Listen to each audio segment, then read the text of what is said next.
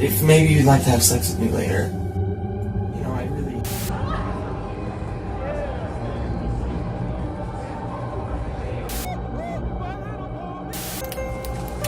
Hey, Starly, happy housewarming. Oh! Hey, Brandy. Megatron.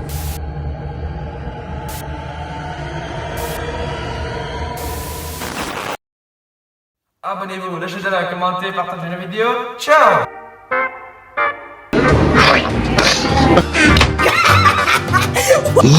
Nope. What? Oula. Twilight Sparkle. Please shut up. Twilight Sparkle. Ça suffit maintenant. Oh, l'horreur!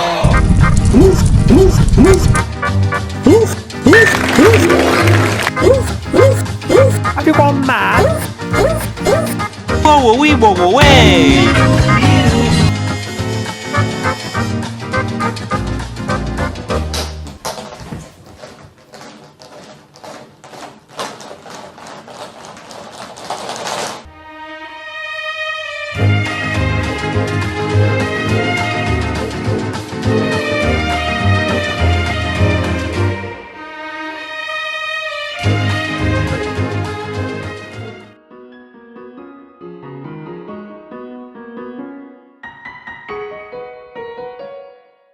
Je suis un brownie. Ok. Si vous avez quelques connaissances sur les communautés du métaverse, Dans le métaverse. vous savez de quoi je parle. Sinon, flemme.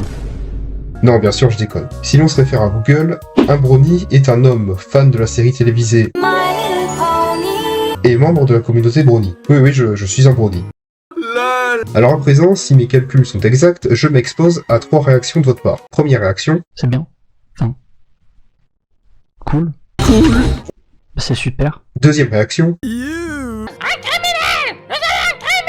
troisième réaction, et dans tous les cas, je m'en fous. Je suis un brownie, c'est comme ça, on n'y peut rien. Au départ, j'avais pas prévu de faire une vidéo là-dessus. Mais ensuite, j'ai rencontré ce mec-là, et puis j'ai vu cette vidéo faite par ce BG là aussi. Abonnez-vous à sa chaîne, il fait des vidéos. Et surtout, je suis allé à une convention. Et putain, mais c'était putain d'incroyable. Ok. De quoi puis-je parler dans cette vidéo, me direz-vous? Eh ben, je pensais parler de quelques cas et sujets en lien avec MLP et la communauté. Des anecdotes, des détails, des fun facts, si vous préférez. Des trucs amusants. Le saviez-vous?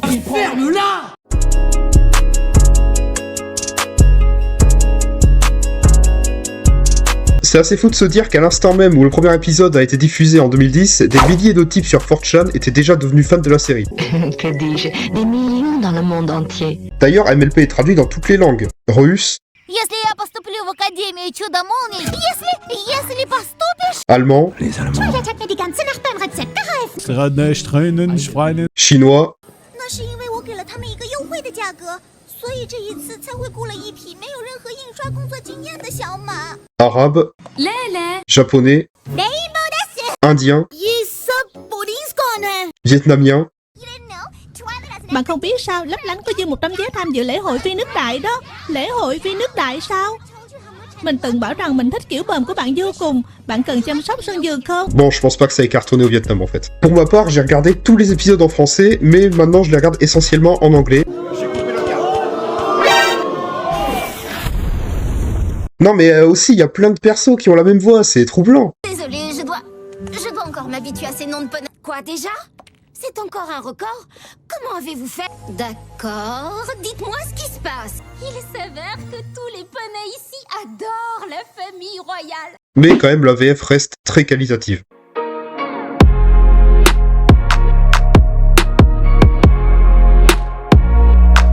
Il y a pas mal de brownies qui font des montages photos en mettant des poneys sur des images de la vraie vie. L'un des plus connus d'entre eux est Metal Griffon qui prenait ce genre de photos. If Fluttershy sees me dead. Alors dans le lore, il considère Fluttershy comme étant sa petite amie. Des fois les gens abusent avec cette série, genre vraiment, elle est bien, mais quand tu vois des vidéos comme ça... MLP le whitewashing. Putain, mais c'est littéralement des poneys, calmez-vous les mecs.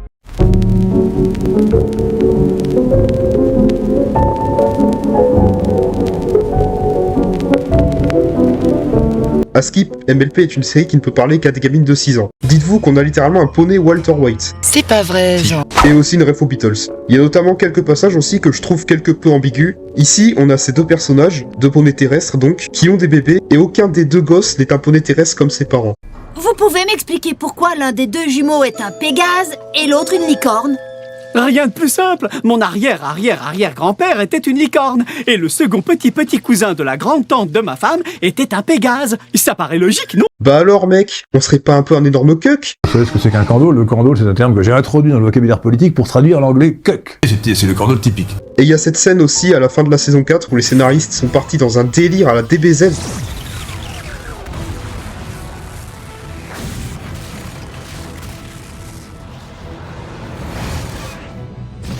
Mais putain, mais t'as des explosions nucléaires et tout. Et vraiment, mais il déconne pas, quel banger.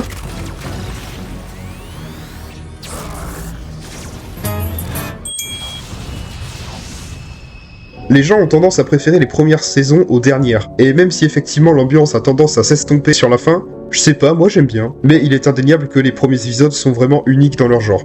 C'était aussi le moment où le royaume subissait une invasion de clones. Et au passage, dans les premiers épisodes, Spike, c'est la petite merde là, c'était un vrai punching ball, genre vraiment... Il en prend plein la gueule, mais c'est terrible.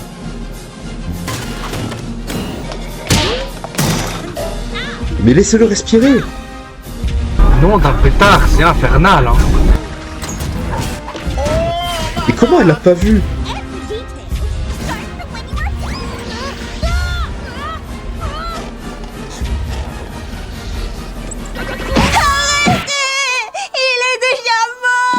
Comment je suis satisfait. Ah mais tu m'étonnes. Ça c'est pas vrai. D'ailleurs, tant qu'on est sur l'univers, faut vraiment que je parle d'un truc, c'est le nom des villes. C'est aussi une des raisons pour lesquelles je regarde plus trop la VF, parce que t'as les villes qui gardent leur nom original, genre Canterlot et Ponyville, mais à côté t'as des trucs... C'est trop beau, où est-ce que vous avez eu ça? À 100 francs sabot, maintenant repose cette boule doucement. 100 francs sabot, mais c'est quoi ça? 100 francs sabot, mais c'est quoi ce nom de merde? Et tant qu'on est là-dessus, il y a un truc que je capte pas avec cet univers, je vous laisse voir. Nous avons aussi un sandwich à la verdure qui a mariné toute une nuit dans une vinaigrette à la moutarde de Dijon. Genre en gros t'as des villes comme Ponyville et Canterlot, et à côté de ça t'as Dijon. Il y a peut-être Carcassonne aussi à côté.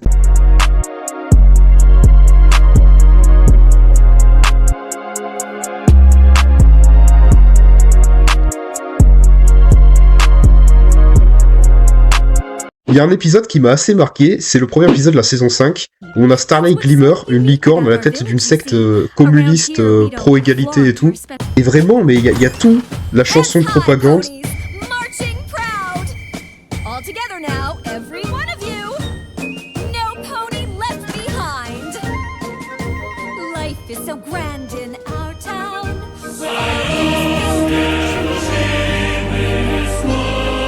On se croirait chez les bolcheviks ici. Le goulag. Le goulag, ça charbonne comme chinois pour tous ces gros boulards. Le lavage de cerveau. Et tout ça, en plus d'inspirer tout un tas de fanarts chelous, ça a aussi amené à la création par 4chan, toujours eux, de MLPOL, My Little Politics. Et ces petits occupants, hein. Molotov, une ponette anarchiste. Vous l'avez, Molotov. C'est rigolo. Fence Mender, une ponette centriste. Véronica, une communiste. Le goulag. Leslie Fair, une anarcho-capitaliste. Et ouais, je pense que vous avez compris quel bord politique elle représente. Il y a carrément des mecs qui ont vu MLP, ils se sont dit... Ah ouais, en vrai, un poney nazi, ce serait cool, hein, quand même. Bref, l'humain est fou, hein.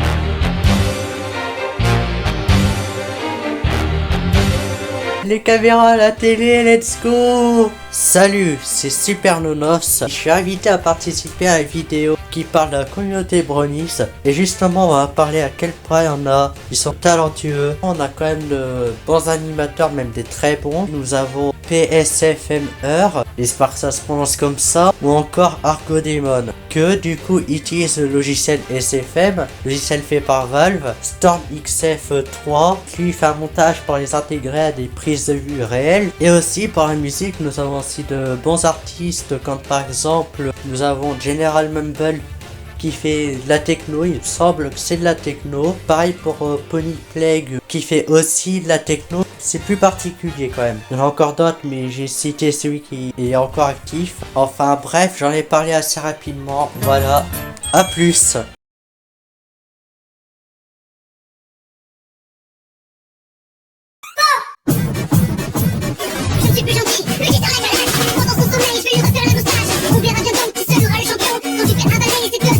Il y a un gros débat sur quelle est la meilleure génération. On a eu la génération 4 qui s'est étalée sur 9 saisons pendant les années 2010 et qui est de loin la plus connue, hein, c'est celle qui a lancé tout le mouvement. Et plus récemment la Gen 5 qui a uniquement eu lieu au début des années 2020 et vu qu'elle a flop, elle a été déprogrammée. Je vais m'attirer des problèmes, hein. Je sais que beaucoup de gens kiffent la Gen 5, moi vraiment j'y arrive pas. Déjà rien que le scénar, je veux dire ça se passe très loin dans le futur, à une époque où l'amitié a complètement disparu ou je sais pas quoi, ça revient vraiment à dire... Ouais, vous vous souvenez de tout ce que les héros ont accompli pendant 9 saisons?